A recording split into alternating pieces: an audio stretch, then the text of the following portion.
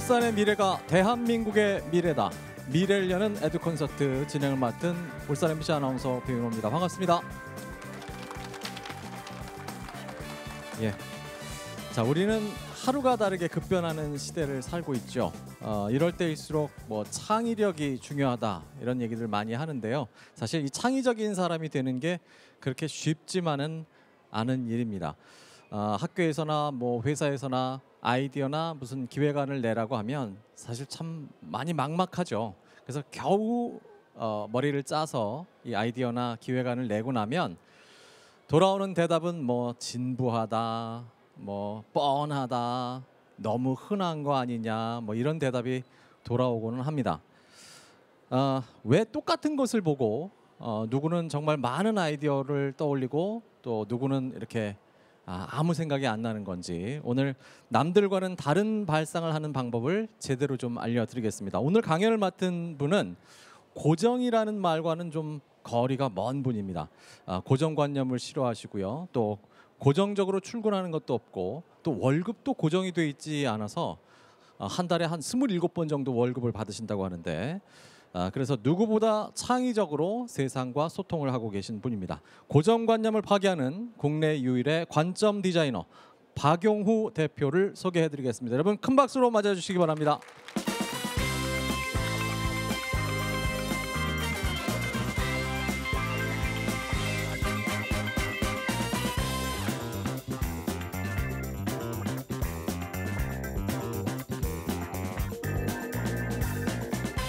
네, 반갑습니다. 관점 디자이너 박용호입니다. 반갑습니다. 네, 코로나 때문에 많이 힘드시죠? 네, 근데 저를 잘 모르시는 분들도 꽤 있으실 거라고 생각을 합니다. 제 소개하고 시작을 하도록 하겠습니다.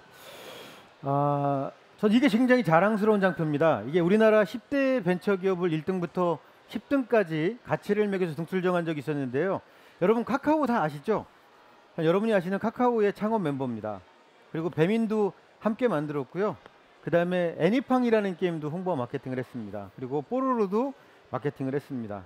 국민자가 붙은 거를 4번 해본 겁니다. 1조 넘는 회사 3번 같이 만들어 봤고요. 근데 가장 중요한 게 있더라. 제가 카카오에 입사했을 때만 해도 빚만 몇백억 있던 그런 회사였어요. 아무 존재감도 없었던 그런 회사였는데 지금 요즘에 보면은 150조가 넘는 그런 큰 회사로 성장을 했죠. 배달의 민족도 아주 조그만 회사였습니다. 근데 엄청나게 커졌어요. 그 생각의 이면에 무엇이 있었을까, 오늘 그 이야기를 좀 드리고자 합니다. 근데 그 이야기를 드리고 전에 앞서서 저는 아침마다 저한테 물어보는 게 있습니다. 여러분 절실하십니까? 저는 아침마다 저한테 물어봅니다. 너 절실하니? 저는 절실하면 모든 거에서 배울 수 있다고 믿는 사람입니다. 절실하면 모든 게 선생님이고 스승님입니다. 자, 우리나라 최고의 부자입니다. 아버지 잘 만나서 인 부자를 빼고요.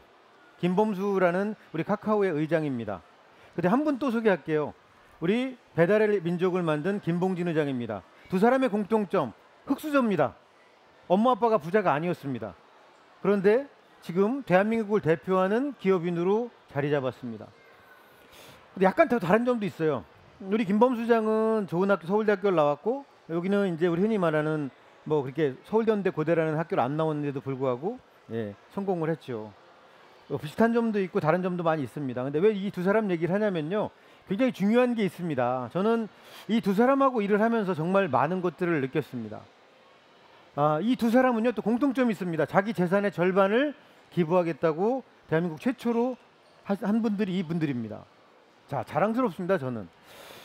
자, 우리 두 사람의 공통점을 좀 잠깐 볼게요. 이게 최근의 트렌드입니다. 착하고요, 성격이 긍정적이고요, 남을 배려하는 마음이 큽니다. 이런 사람들이 이제 세상을 바꾸고 있다는 것도 저는 굉장히 좋은 점이라고 생각을 합니다. 한 에피소드를 말씀드릴게요. 김범수 장이 사기를 당한 적이 있었어요. 저도 아는 사람인데, 저는 이제 법적으로 이렇게 하자고 얘기를 했는데 김범수 장이 하지 말자는 거예요. 그래서 왜 그러냐, 친구였어요. 근데 이런 얘기를 하는 거예요. 용우야, 우리 친구잖아. 친구라도 우리한테 몇십억을 사기를 쳤는데 그럼 안 되는 거 아니야? 이런 얘기 하는 거예요. 그 친구도 그럴 만한 이유가 있겠지. 여러분 태어나서 단 한 번도 화를 안 냈다면 믿으시겠습니까? 김범수 장은 믿겨지지 않게도 태어나서 단 한 번도 화를 낸 적이 없대요. 근데 비결이 뭘까 이런 생각이 들었어요.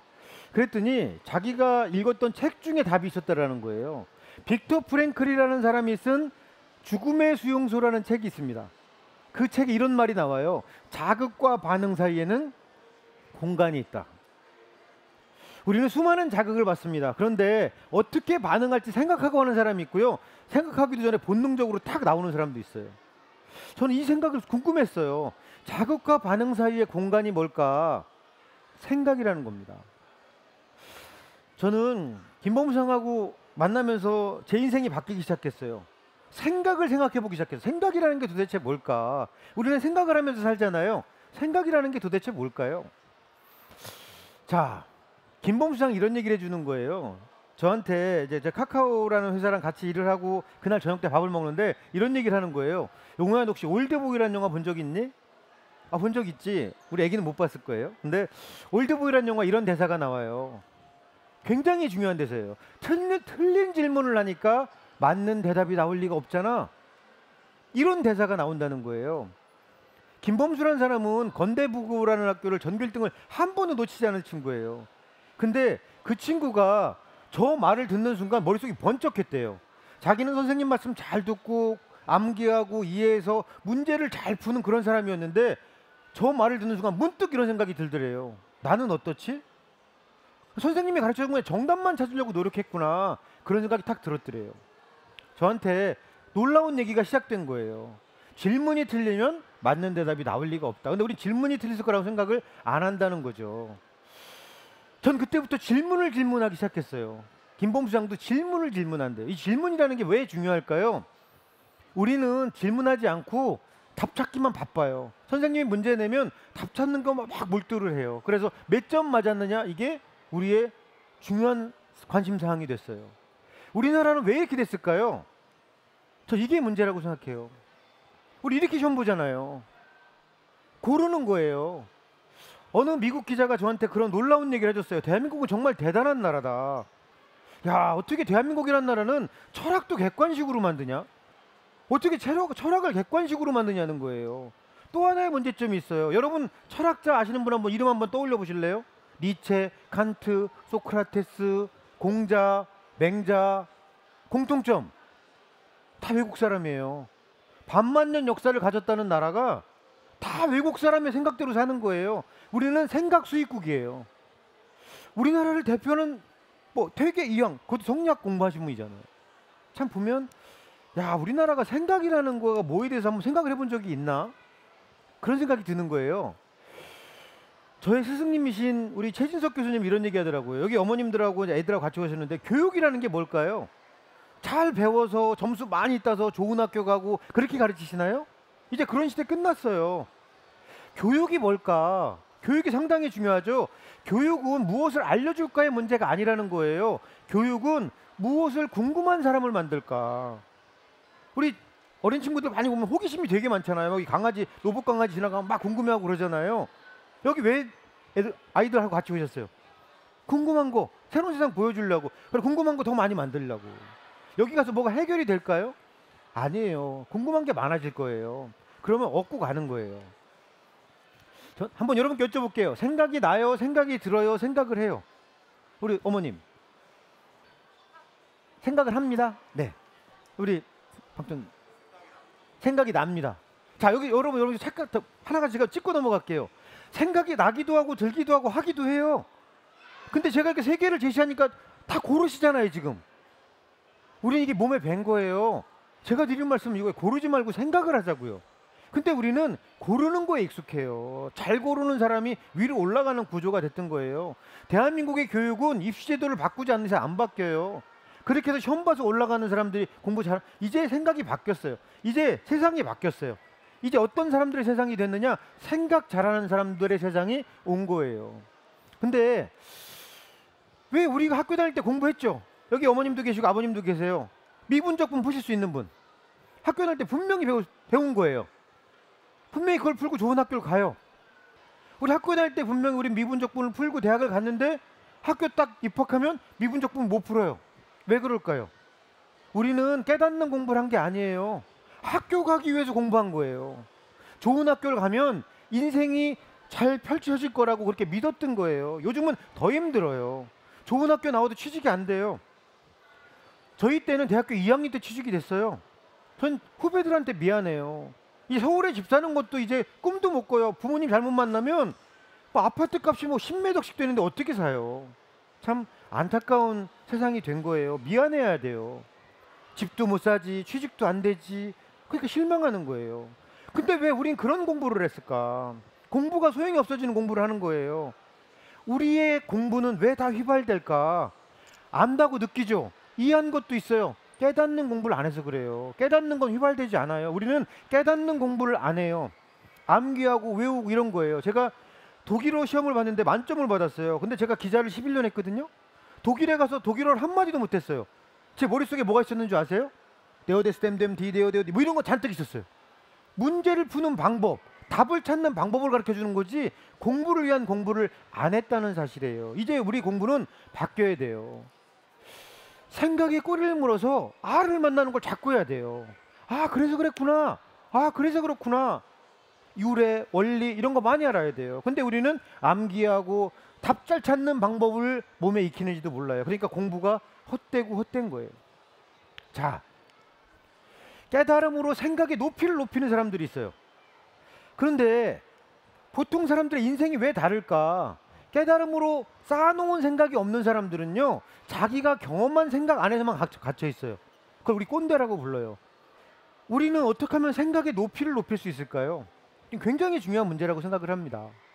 생각을 다시 생각해 보는 거예요. 생각이라는 게 어떻게 생겨먹은 걸까? 생각의 구조는 어떨까? 전 그 질문을 해봤어요. 생각은 제 생각엔 그래요. 생각의 구조는 전제와 가정 그리고 그에 따른 질문이라고 생각해요. 우리는 의식적 전제, 무의식적 전제를 해요. 그것에 따라서 질문을 하죠. 가정을 하고 또 질문을 하기도 해요. 저는 여기 어린 친구들도 왔지만 한자 가르치세요. 우리나라 한자 문화권입니다. 왜 근데 한자를 가르치지 않습니까? 한자가 다 뜻글자인데. 자, 볼까요? 질문은 생각의 리허설이에요. 내가 어떤 질문을 하느냐가 다음 행동을 결정해요. 나 오늘 뭐 먹지? 그러면 먹을 걸 고르는 생각을 할 거예요. 나 어느 학교 가야 될까? 그럼 학교 고르는 생각이 시작되는 거죠. 질문은 생각하고 딱 밀접한 관계가 있어요. 근데 거기에 영향을 미치는 게 뭐냐? 질문 앞에는 전제가 있다는 거예요. 의식적 전제, 무의식적 전제. 내가 의식하는 전제가 있고요. 무의식적으로 전제가 작용되는 것도 있어요. 그래서 긍정적 전제가 좋은 질문을 만들어요. 근데 부정적인 사람들은요, 질문을 잘 못해요. 정종 회장님은 긍정의 아이콘이에요. 저는 성공의 말버릇, 성공의 생각버릇이 있다고 생각해요. 정종 회장님은 입에 달고 사시는 말이 있었대요. 된다고 해도 될까 말까 한 일을 안 된다고 말하는 사람들은 안 되는 거다. 된다고 말하는 사람들은 방법을 찾고 안 된다고 말하는 사람들은 핑계를 찾는다는 거예요. 해보기나 했어?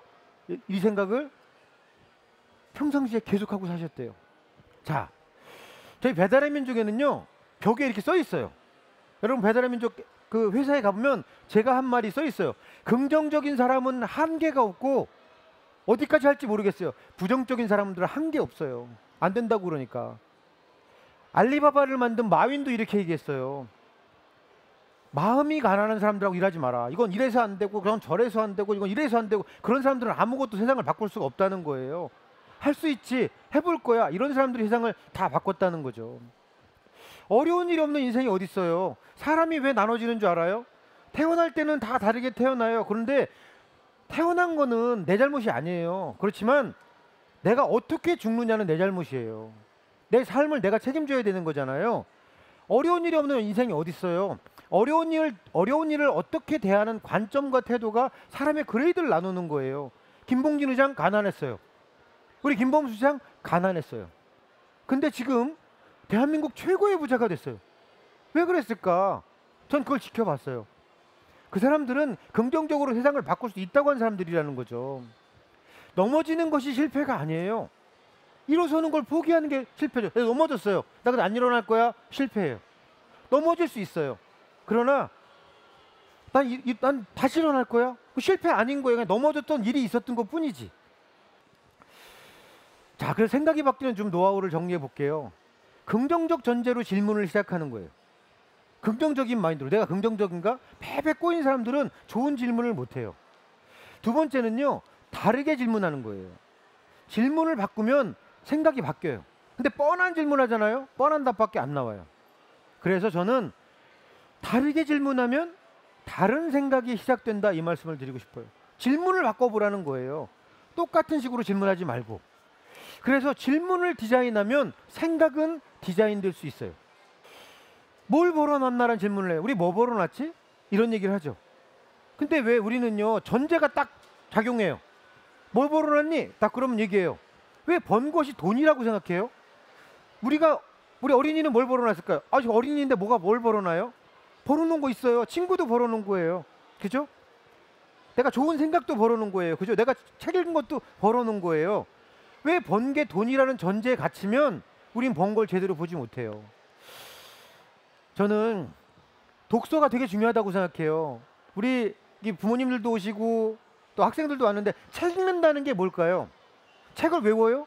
아니에요. 근데 우리 어린 친구들이 이 이야기를 인두 같은 한 문장을 만나기 위해 활자의 바다로 떠나는 여행이 독서예요. 내 가슴 속에 정말 이렇게 야 맞아 저런 대로 저렇게 살아야지 하고 인두 같은 문장 하나만 만나도 독서는 충분해요. 전 그렇게 생각해요.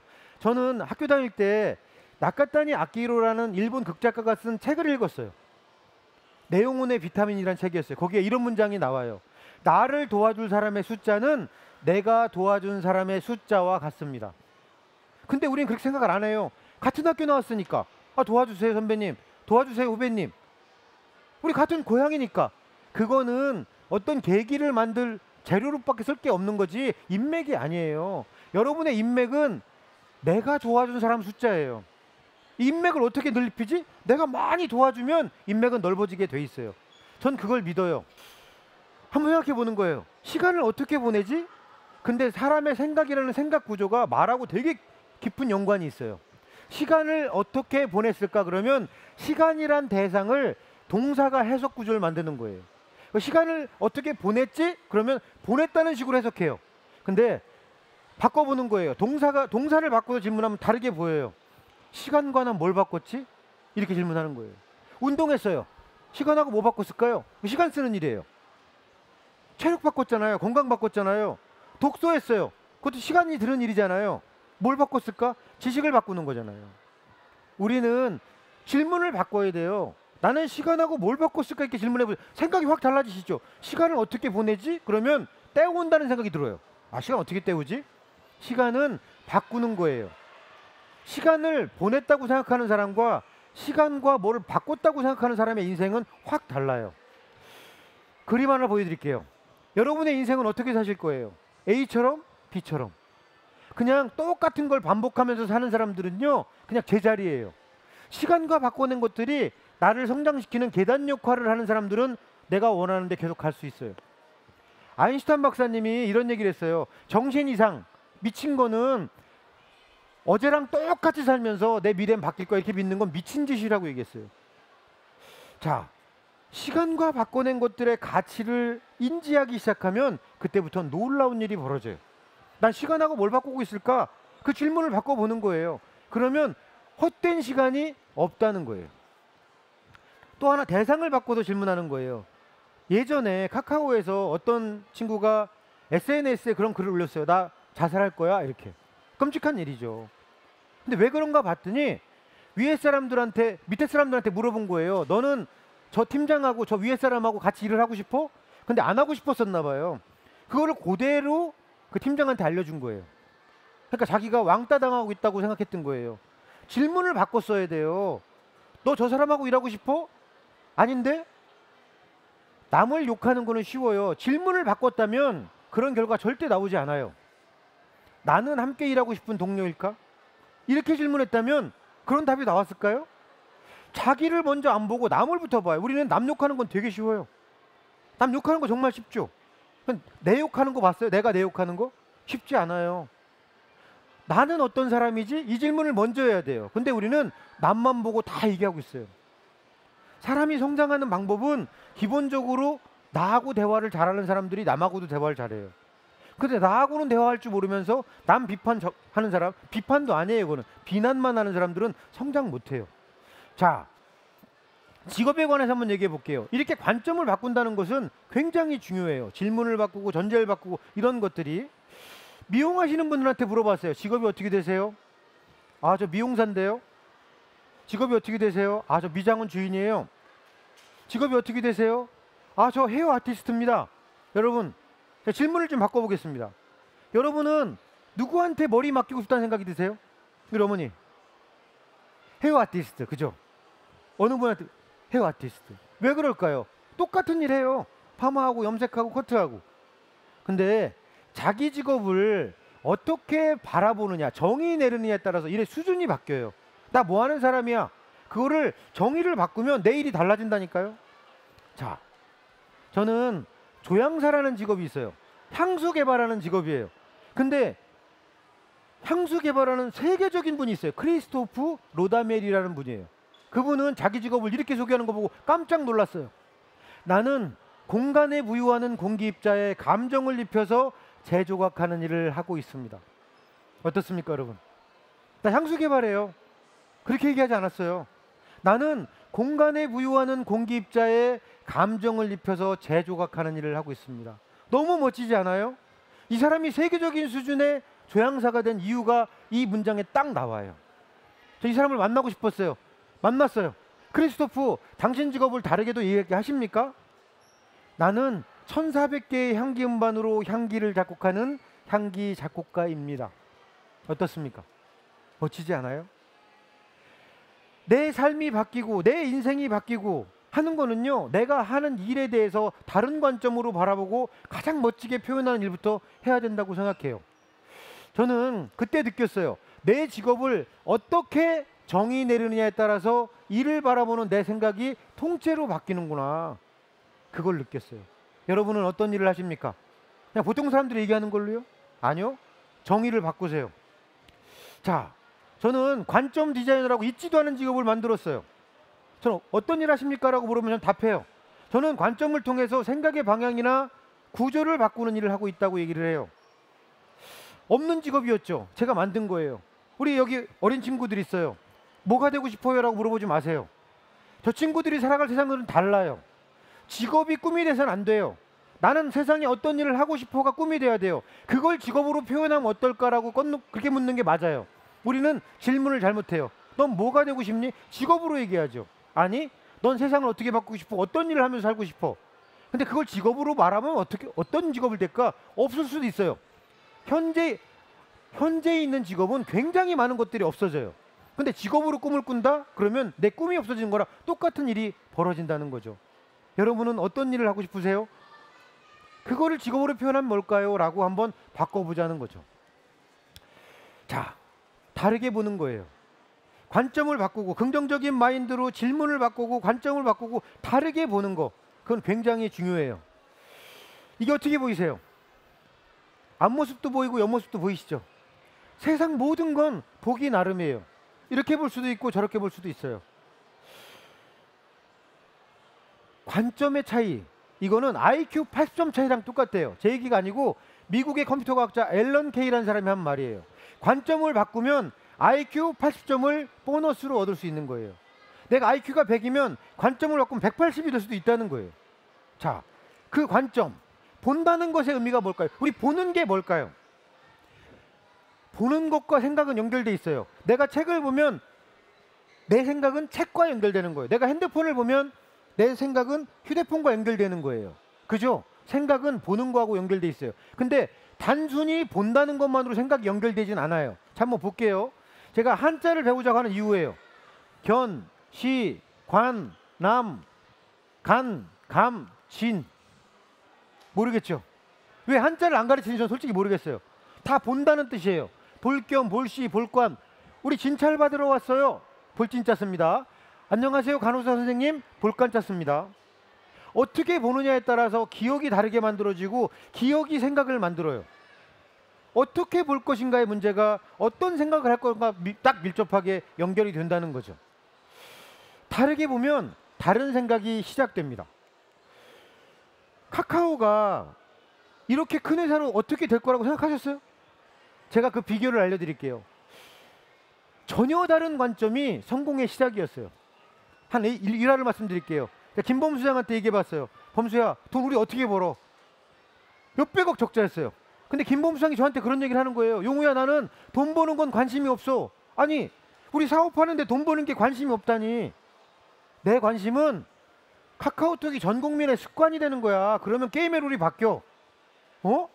이게 뭐지? 전 국민의 습관이 되면 게임하는 방식이 바뀐다고요. 자, 볼까요? 김범수 장은 우리나라 최고의 부자가 됐어요. 습관으로 자리 잡까지 함부로 움직이지 않는 거예요. 그래서 사람들이 얼마만큼 습관적으로 하느냐, 크기와 빈도가 플랫폼의 크기예요. 자, 볼까요? 네이버 볼까요? 네이버는 무슨 습관을 잡았을까? 정보를 찾아보는 습관을 잡으면서 우리나라 큰 기업이 됐어요. 카카오는요, 사람들하고 커뮤니케이션의 습관을 잡은 거예요. 카카오 택시는 택시 부르는 습관을 바꿔버린 거예요. 배달의 민족은요, 배달 음식을 주문하는 습관을 잡은 거예요. 그들이 잡은 건 습관이에요. 보이죠? 이제 한자 잘 봐주실래요?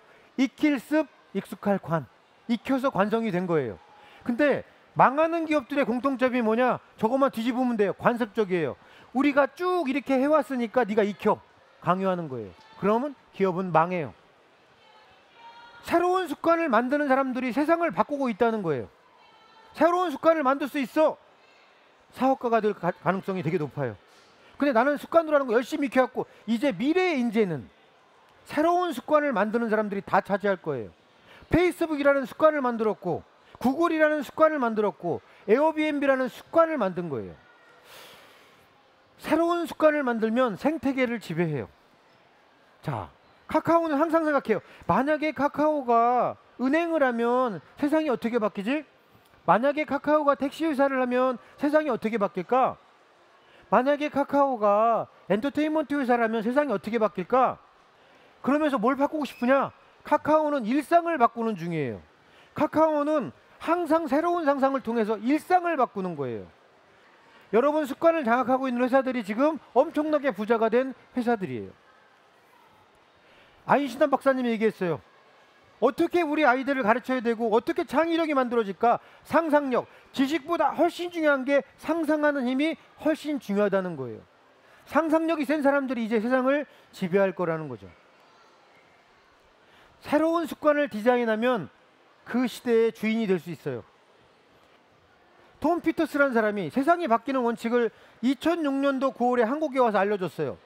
이제 벤치마킹의 시대는 끝났다. 퓨처마킹의 시대가 왔다. 이게 무슨 얘기일까요? 지금은 당연하지 않지만 미래에 당연해질 거 찾는 거.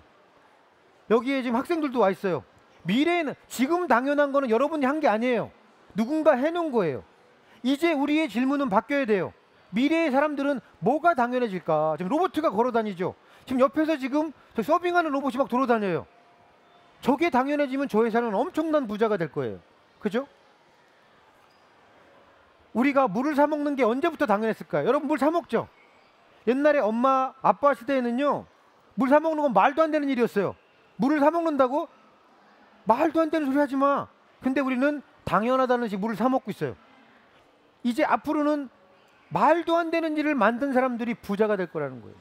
황당무계한 생각을 하는 친구들이 세상을 바꿀 거예요. 그렇게 될 거야 라는 거. 자, 당연하지 않았던 것들이 당연해지면서 세상은 바뀌는 거예요. 지금 당연한 거에 관심 갖지 마세요. 세상을 바꿀 사람들은 질문이 달라요. 야, 3년 뒤에는, 5년 뒤에는 과연 무엇이 당연해질까? 이 질문을 머릿속에 있는 사람들이 세상을 바꾸는 거예요. 카카오뱅크, 아니 신한은행, 국민은행, 이런 큰 은행들이 있는데 카카오뱅크는 불과 몇 년 안 됐는데 우리나라에서 제일 비싼 은행이 됐어요. 저게 뭐지? 여긴 은행이 아니에요. 은행의 새로운 습관을 만든 거예요. 이거를 그래 뭐라고 부르냐면 금융 플랫폼이라고 불러요. 카카오 택시는 뭐 불렀을까? 여기 울산도 카카오 택시 다니죠? 전 자랑스러워요. 카카오 택시는 뭘 바꿨을까요? 택시를 부르는 습관을 바꾼 거예요. 옛날에 어떻게 했어요? 어디 갑시다 이랬잖아요. 그냥 줄 서서 탔잖아요. 아니에요. 택시 부르는 습관을 여기요, 어디 가요, 이거에서 줄 서서 타는 거에서 이렇게 눌러서 택시를 부르게 만든 거예요. 무언가의 습관을 바꾸면 어마어마한 일을 해낼 수 있어요. 사람의 습관은 바뀌어요. 단 한 번에 압도적인 편리함을 경험한 고객은 30년의 오래된 습관을 뇌에서 지워요. 비슷한 상황에서는 그래서 압도적 하나 갖고 있는 사람들이 다 이겨요. 새롭게 정의하면 새로운 생각들이 시작돼요. 뭐뭐는 뭐뭐다 이렇잖아요. 정의라는 게 뭐뭐는 뭐뭐다예요. 근데 그거를 바꿔버리면 새로운 생각이 시작된다는 거죠. 그거를 리디파인이라고 그래요. 우리 고정관념에서 벗어나야 돼요. 통념에서 벗어나서 새로운 해석 체계를 만들면 새로운 생각이 열려요. 우리는 뻔한 생각에 갇혀 있어요. 그리고 뻔한 생각대로 안 사는 사람들을 이상하다고 얘기해요. 아니요. 우리는 통념에서 벗어나서 새로운 생각을 시작해야 돼요. 새로운 생각하는 사람들이 미래에는 승자예요. 뻔한 생각하는 사람들은 새로운 생각을 하는 사람들 밑에서 일할 거예요. 시키는 일 잘하는 사람들. 창의적인 사람들은 황당무계한 생각들을 해요. 그걸 현실로 만들어내요. 자, 다른 걸 생각하든지 다르게 생각하든지 이게 경쟁력이에요. 똑같은 생각하면 그냥 그 무리 안에 갇혀서 원오브댐밖에 그들 중에 하나밖에 안 돼요. 그러나 미래를 바꾼 독특한 생각을 한 사람들이 세상을 다 바꾸고 있다는 사실이에요. 한번 얘기해 볼게요. 그게 어떤 얘기인지. 마케팅을 네이버에서 또닥또닥 찾으면 이렇게 나와요. 이거는 누구나 다 찾으면 찾을 수 있는 거예요. 근데 우리 배달의 민족에서 마케팅을 하는 장인성이라는 사람은 마케팅을 이렇게 봐요.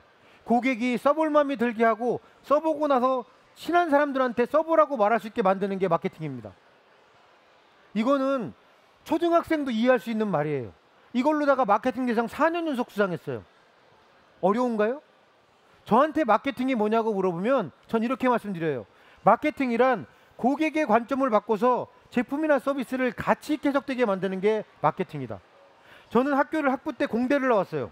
석사를 하면서 문과를 커뮤니케이션을 전공했어요. 공대생이 마케팅을 전공한 사람들을 이겼어요. 근데 그 이긴 생각을 한 줄로 정리하면 이거라는 거예요. 고객의 관점을 바꿔서 우리 제품이나 서비스를 가치 있게 생각하게 만들자. 회사는 뭘까?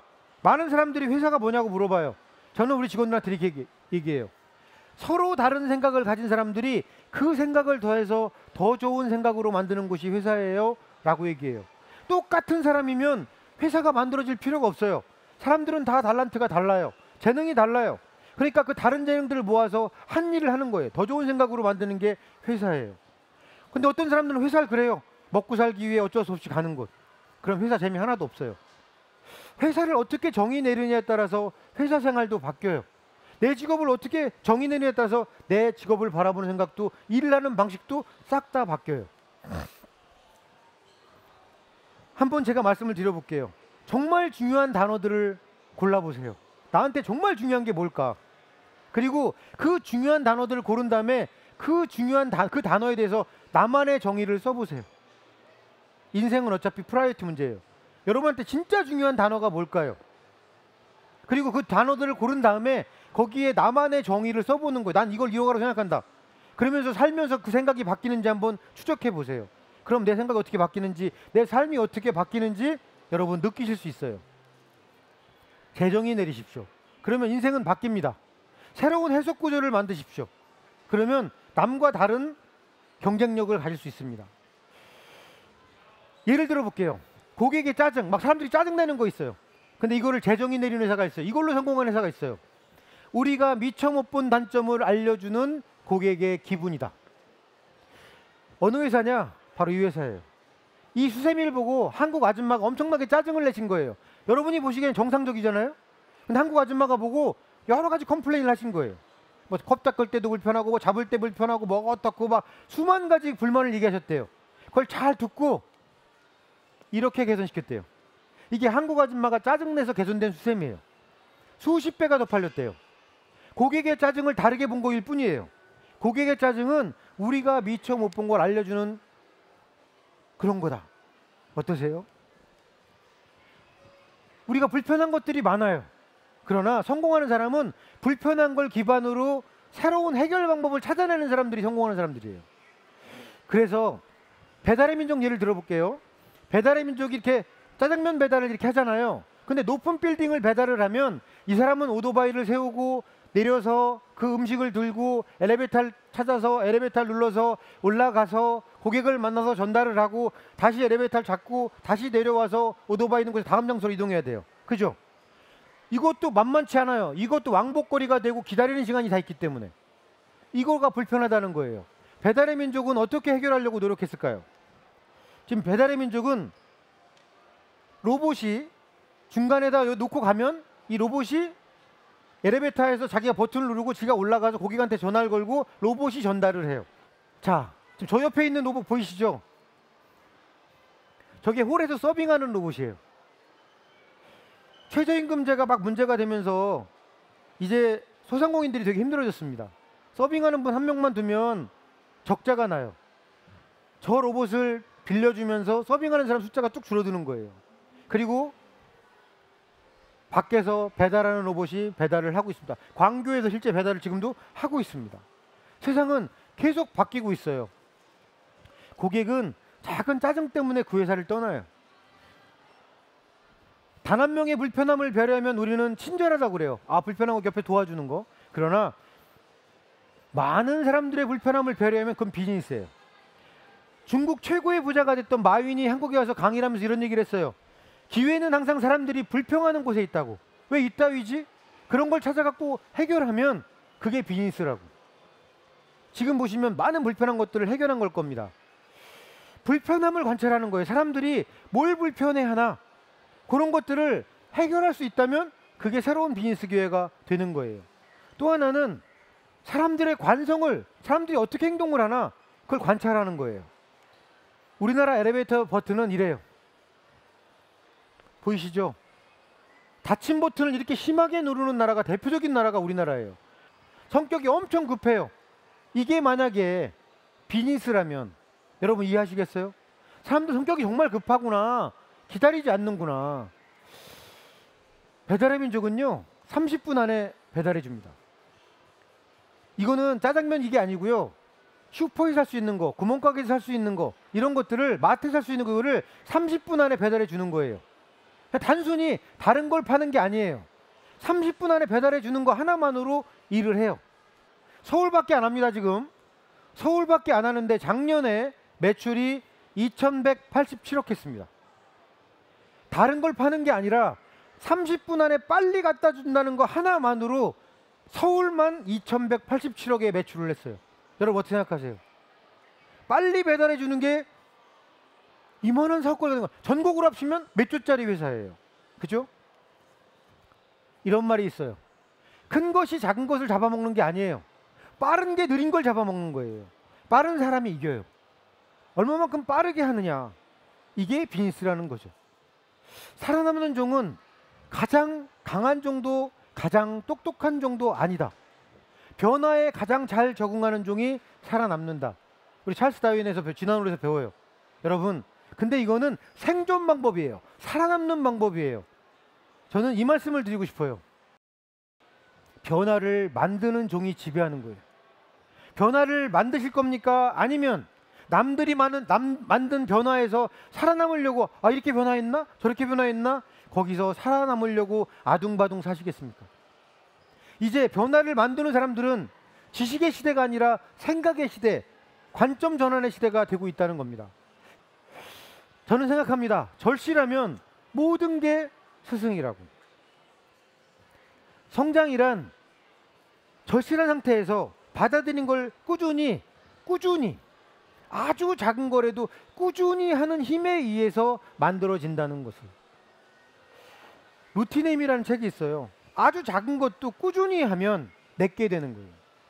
뭔가를 내 것으로 만드는 방법은 뭔가 하나를 꾸준히 하는 겁니다. 자, 우리가 어떻게 성장할까? 굉장히 궁금한 얘기죠. 제가 이분 누군지 모르시죠? 루 홀츠라는 미식 축구 감독입니다. 전설적인 감독입니다.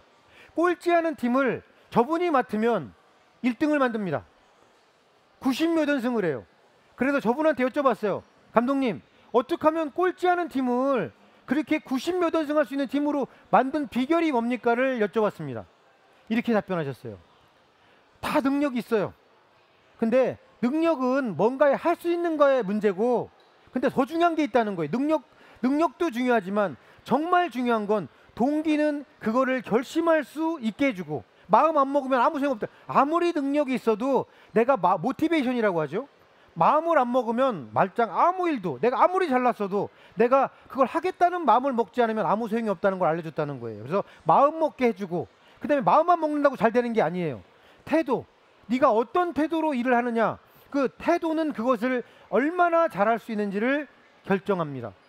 그래서 너는 이런 능력을 가졌구나, 그리고 그 사람을 마음을 먹게 하고, 아니면 스스로 마음을 먹고, 그 다음에 자기의 태도를, 어떤 태도로 일을 하지, 그거를 계속 객관적으로 자기를 볼 수 있는 힘을 키워줬더니 90몇 연승을 하더라.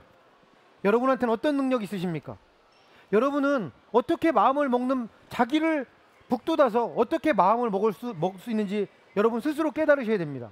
그리고 태도는, 난 어떤 태도를 갖고 그거를 접하는지 우리 스스로 돌아보는 힘이 있다면 학교에서 선생님 몇 점 맞는 거 전 중요하다고 생각하지 않습니다. 생각이 다른 사람, 발상이 다른 사람, 전혀 다른 관점으로 황당무계한 생각을 현실로 만들어내는 사람들이 세상을 바꾸고 있다는 사실을 말씀드립니다. 저는 제 인생이 바뀌게 된 건 김범수 의장이었습니다. 왜 똑같은 사람인데 저 친구는 잘 살고 나는 왜 이렇지? 많은 사람들은 그래요. 뭐 쟤는 잘 사니까 뭐 그럴 수밖에 없겠지. 아니요. 저는 김범수 의장이 왜 잘 사는지를 관찰했습니다. 저 사람이 무슨 책을 읽는지, 저 사람이 무슨 생각을 하는지. 똑같은 사람이 아니더라고요. 사람은 모양은 똑같지만 똑같은 사람이 아닐 수도 있다는 겁니다.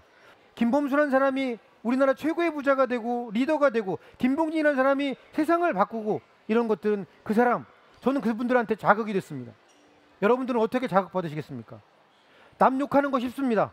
그러나 그 욕하는 것보다 배우려는 마음을 더 갖는다는 거, 그러면 내가 너무나 배울 것들이 많아서 시간이 없다는 얘기를 하지, 시간은 많은데 배울 것이 없다는 얘기는 절대 안 한다는 사실입니다.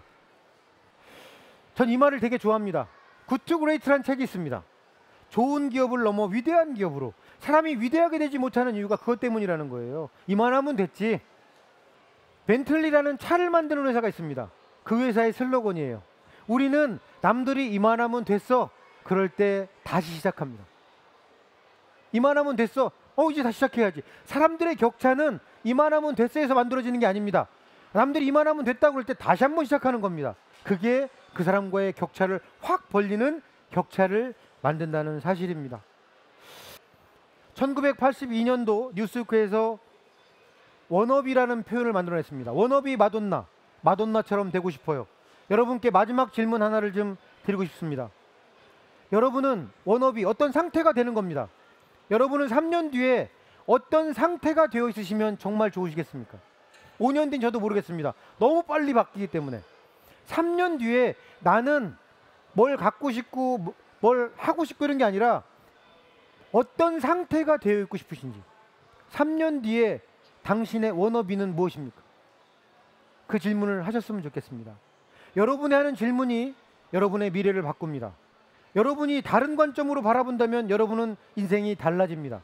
여러분의 인생을 바꾸는 건 여러분이 하는 질문, 여러분의 관점이 여러분들을, 미래를 바꿀 거라고 저는 믿습니다. 자, 긴 시간 들어주셔서 감사합니다. 고맙습니다. 예, 잠깐 저도 궁금한 점이 많아서 네네. 저도 좀 질문을 몇 개 드리고 오늘 관객 여러분의 질문을 받도록 하겠습니다. 제가 이제 말은 잘 못하지만 말을 하는 직업이라서 말을 하다 보면, 또 말을 하는 사람들의 모습을 보면 말 자체가 그 사람이다라고 느낄 때가 꽤 많거든요. 그래서 아까 관점을 바꾸자라는 말씀도 해주셨는데, 말을 바꾸고 자기가 상투적으로 쓰는 그런 언어들을 바꾸는 것도 이런 관점을 바꾸는 데 좀 도움이 될까요? 도움이 되는 정도가 아니라 굉장히 많은 게 말입니다. 그러니까 레토릭이라는 게 뭐냐? 우리 보통 레토릭이란 많이 하잖아요.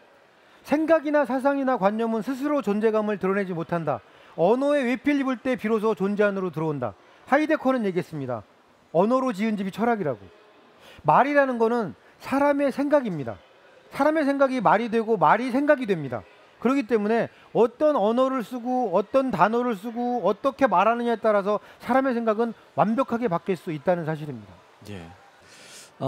저만 질문할 게 아니라 여기 와서 아주 좋은 강연을 들으신 그리고 또 많은 생각들을 하고 계신 또 질문을 할 게 생각나신 분도 있으실 것 같은데 질문할 게 있는 분은 손을 좀 들어주시겠습니까? 그러면 제가 마이크를 전해드리겠습니다. 예, 맞습니다. 안녕하세요. 저는 서울에서 온 박진우라고 합니다. 서울에서 오셨어요? 네, 제가 이번 공연을 보면서 문득 든 생각이 있는데 만약 처음 직업 설명해 주실 때 관점 디자이너라고 해주셨잖아요. 근데 만약에 제가 학생으로 생활을 하고 있는데 학생으로서 관점을 바꾸기는 되게 쉽지 않다고 생각하는데 혹시 관점을 바꾸는데 가장 방해가 되는 요소가 어떤 거라고 생각하세요? 통념적인 생각에 갇히는 게 방해가 되는 요소예요. 어떤 지식을 습득할 때도 지식을 우리가 습득하잖아요. 그리고 나서 그거를 내 생각으로 바꾸는 작업을 해야 돼요. 근데 그대로 받아들이고 아무것도 안 하는 게 가장 방해적인 거예요. 가르친 대로만 하는 친구들. 그 친구들이 점수는 높게 맞을 수 있어요. 근데 절대로 거기서 더 위에 올라가지 못해요. 사고의 높이가 그냥 지식만큼만 있는 거예요. 생각은 지식이 밑받침이 될 수는 있지만 사고의 높이는 지식만 갖고 만들어지는 게 아니에요. 지식을 기반으로 생각을 더해서 생각의 높이, 사고의 높이가 높아지는 거거든요. 근데 지식이 자기를 가두는 사람들이 있어요. 그래서 지식을 갖고 우리 논문을 쓸 때 그런 얘기를 해요. 현재까지는 사실이라고 여겨지는. 한 예를 들어보면 예전에는 지구를 중심으로 태양이 돈다고 믿었잖아요. 그땐 그게 진리라고 믿었어요. 근데 알고 보니까 어땠죠? 우리가 태양을 돌고 있는 거잖아요. 그래서 논문을 쓸 때 그래요. 현재까지는 사실이라고 여겨지는. 그래서 지금까지는 믿지만 아닐 수도 있을 거라는 걸 열어놔야지만 새로운 생각을 할 수 있어요. 근데 이게 무조건 맞을 거야. 그런 순간 생각은 딱 닫혀요. 그래서 부정해 보는 거예요. 당연한 거를. 아닐 수도 있지 않나? 아닐 수도 있지 않나? 그러다가 딱 발견하고 깨고 나서 내 생각으로 그걸 깼다면 내 생각이 더 뾰족해지는 거라고 생각해요. 그래서 많은 사람들이 말하는 통념 안에 나를 가두면 절대로 생각은 높아질 수가 없다. 가장 경계해야 될 게 지식도 그렇고 지식도 통념일 수 있어요. 이게 바탕이 되는지 그 안에 갇혀 있는지를 한번 계속 질문해 보면 도움이 될 것 같아요. 예, 좋습니다. 오늘 우리의 관점을 디자인해 주신 박영우 대표님께 다시 한번 큰 박수 보내주시기 바랍니다. 예, 고맙습니다. 하늘 아래 새로운 것은 없다고 합니다. 하지만 오래된 것들을 새롭게 연결하는 그런 관점은 있습니다. 익숙한 것을 뒤집어보고 뒤틀어보고 또 틈새를 보는 것, 그런 것이 바로 남들과 다른 관점을 갖게 되는 것일 텐데요. 자, 오늘 에듀컨서트가 여러분의 뻔한 생각, 그런 고정관념들을 바꾸는 새로운 출발점이 되기를 기대를 해보겠습니다. 자, 여러분의 관점 디자이너로 변해가는 과정을 저희 울산 MBC가 응원하겠습니다. 자, 오늘 함께해 주신 여러분 대단히 고맙습니다. 감사합니다.